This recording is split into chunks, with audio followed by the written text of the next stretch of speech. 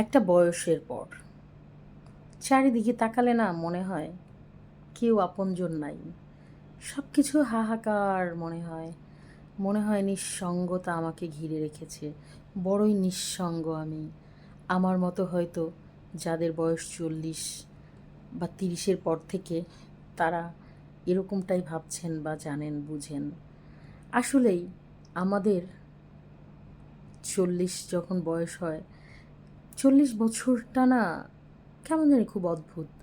মনে হচ্ছে সবাই আমাদের ছেড়ে যাচ্ছে। প্রয়োজনে আত্মীয়-স্বজনরা আমাদেরকে ব্যবহার করেছে, তার যথাযথ সময়ে আমাদেরকে তাদের কাজের জন্য ডেকেছেন, তাদের প্রয়োজনটা মিটিয়েছেন। বাট আমার যে প্রয়োজন থাকতে পারে, সেই প্রয়োজনে না আমি কখনো কাউকে পাই নাই। আসলে 40 বছর বয়সের পর মানুষের জীবনে পরিবর্তন ঘটানোটা জরুরি। আমার কাছে মনে হচ্ছে আমি আমার জীবনে পরিবর্তন ঘটাতে চাই। কেন চাই জানেন? চারিদিকে দেখছি আত্মীয় স্বজন, বন্ধু বান্ধব, আপনজন যারা ছিল, এখন মনে হয় সবটাই প্রয়োজন, কেউ আসলে প্রিয়জন না। সব কিছু কেন যেন স্বার্থের সাথে রিলেটেড। এই যে সন্তান সন্তান সন্তান করে আমরা কত কিছু বিসর্জন দিই। আমি না শুধু, আমার মতো হাজারো মা তার নিজের কত স্বপ্ন অপূর্ণ রেখে দেয় সন্তানের কথা ভেবে। অথচ একদিন আপনি দেখবেন এই সন্তানও না আপনাকে ছেড়ে চলে গেছে, আপনার কথা তারা বিন্দুমাত্রও ভাবে নাই। কত মায়েরা আছে যারা সন্তানের জন্য সব কিছু ছেড়ে দিয়েছেন, আজ তাদের জায়গা বৃদ্ধাশ্রম। আমি দোয়া করি এমনটা যেন কারো জীবনে না ঘটে। এই যে আমরা স্বামী স্বামী করি, কোনো কিছু খাওয়ার আগে স্বামীর জন্য আগে তুলে রাখি এই স্বামী খাবে, কিন্তু এই স্বামীও না আমাকে প্রয়োজনে ব্যবহার করে, অপ্রয়োজনে ছুঁড়ে ফেলে দেয়। প্রত্যেকটা মানুষের জীবনটাই না খুব কঠিন। নিজেকে পরিবর্তন করতে হবে কিভাবে জানেন? Only me. আমি শুধু একা, আমি শুধু একা। এই পৃথিবীতে আমার যারা আছে তারা হচ্ছে শুধুই প্রয়োজন। প্রিয়জন যেন কেউ না হয়।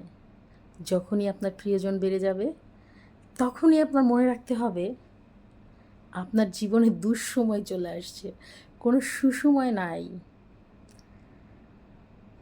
আত্মীয় স্বজনের সাথে না 40 ঊর্ধ্বে বয়সের পর থেকে যতটুকু সম্ভব দূরত্ব মেনটেন করে চলা। তবে এটা সবার ক্ষেত্রে নয়, অনেকের ক্ষেত্রেই হইতে পারে।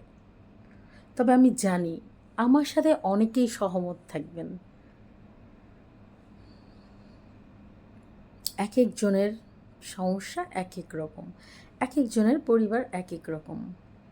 পরিবর্তন ঘটাবেন কিভাবে জানেন? আপনি কখনো কারোর সাথে বিনা প্রয়োজনে গীবত মানে হচ্ছে গসিপ করা থেকে দূরে থাকবেন। কখনো কারো নামে গসিপ করবেন না। আপনার দ্বারা কখনো কেউ যেন কোনো ধরনের মানসিক বা শারীরিক কষ্ট না পায় অন্যায়ভাবে। তারপর হচ্ছে মানুষের হক, কখনো কারো হক নিয়ে টান দিবেন না, হক নষ্ট করবেন না। হক নষ্টকারী তারা আসলে জান্নাতি হইতে পারে না। কেউ যদি আপনার সাথে অন্যায় করে থাকে, যদি পারেন তাকে নিজ দায়িত্বে ক্ষমা করে চলে আসবেন, সরে আসবেন। বাট ওই পর্যন্তই শেষ, তার সাথে আর আগাবেন না। সম্পর্কের ক্ষমা করে দেওয়ার পর তাকে আবার বুকে টেনে নেবেন না, দূরেই সরিয়ে রাখবেন। রিজিক, যদি কেউ কখন আপনার রিজিক নষ্ট করে, ভাইবেন না আপনার রিজিক হারিয়ে গেল। আল্লাহ অবশ্যই উত্তম পরিকল্পনাকারী, আল্লাহ অবশ্যই উত্তম তাই আপনার জন্য লিখেছেন। কারণ হচ্ছে আল্লাহ সব দেখছেন, জানেন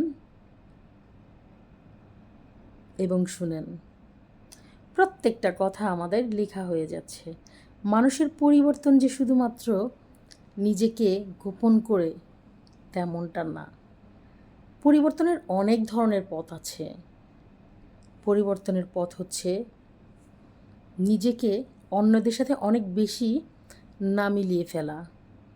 অন্যরা যা ইচ্ছে তাই করছে, নিজেকে ওটা করা যাবে না যেটাতে আমার দ্বারা কারো ক্ষতি হচ্ছে বা আপনার দ্বারা কারো ক্ষতি হচ্ছে। কারো ক্ষতির কারণ কখনোই হবেন না। জীবনে কারো ক্ষতির কারণ হলে আপনি কখনোই ঘুরে দাঁড়াতে পারবেন না। যারা কখনো মানুষের ক্ষতি করেছে তারা কি ভালো আছে? আসলে ভালো নাই। আমার সাথে যারা যারা সহমত তারা অবশ্যই কমেন্ট করবেন। দেন হচ্ছে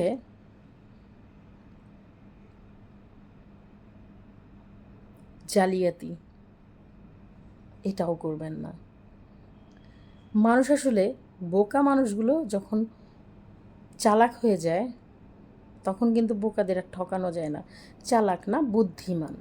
চালাক আসলে শব্দটা আমার কাছে একটু কেমন যেন লাগে। চালাক শিয়ালেও ছিল বা শিয়ালেও চালাক। আসলে মানুষদের চালাক হইতে নাই, বুদ্ধিমান হওয়া জরুরি।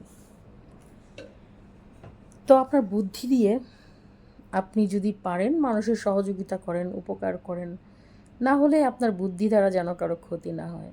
সুশিক্ষিত হন, কুশিক্ষিত হয়ে দরকার নাই। মানুষের সাথে কম মিশেন, মানুষের নামে উল্টাপাল্টা কথা, মিথ্যা অপবাদ দেওয়া, এগুলো থেকে দূরে থাকেন, ভালো থাকতে পারবেন। নিজের পরিবারকে সময় দেন ঠিক ততটুকু যতটুকু তারা যোগ্য। সবার আগে নিজেকে সময় দেন, নিজেকে গুছান, নিজের প্রতি নিজের আরও বেশি কেয়ারফুল হন। পৃথিবীটা না দিন শেষে কেউ কারো না। আর নিজেকে সুস্থ রাখার জন্য যথাযথ চেষ্টা করেন, কারণ আপনার বয়স 40 বছর। 40 ঊর্ধ্ব মানুষগুলো আমার মনে হয় আমার মতোই পরিবর্তন হয়েছে অনেকেই। আর হচ্ছে আপনার যতটুকু আছে অতটুকু নিয়ে ভালো থাকার চেষ্টা করেন। এটা পৃথিবীর সব থেকে শান্তির। আরেকটা বিষয় আমি মাঝে মাঝে এখন খুব খেয়াল করি, মানুষের মূল্যায়নটা আসলে কমে গেছে। এটা অনেক আগে থেকেই হয়তো বা আছে। পোশাকের মূল্যায়নটা এত বেশি করে মানুষ। আপনি যত বেশি নিজেকে হাইলাইট করবেন তত বেশি আপনাকে মানুষ পছন্দ করবে। হ্যাঁ, আমাদের মাঝে অনেক আত্মীয় স্বজনকে দেখি, অনেককেই দেখি। তাই আমি সিদ্ধান্ত নিয়েছি আমি আমার জীবনটাকে একটু সাদাসিধেভাবে গড়ব যতদিন পৃথিবীতে বাঁচব। নিজেকে চাকচিক্য থেকে বের করার চেষ্টা করছি। এটাই হয়তো আবার পরিবর্তন হবে। আমি অনেক কিছুর পরিবর্তন দেখতে চাচ্ছি আমার নিজের মধ্যে। আমি নিজেকে ভালো রাখতে চাচ্ছি, নিজের জন্য বাঁচতে চাচ্ছি।